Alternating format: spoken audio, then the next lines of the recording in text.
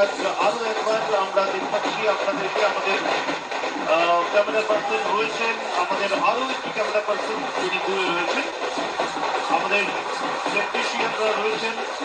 আমরা প্রতি মুহূর্তে এই ফুটেজ তুলে ধরছি আপনাদের জন্য। আমাদের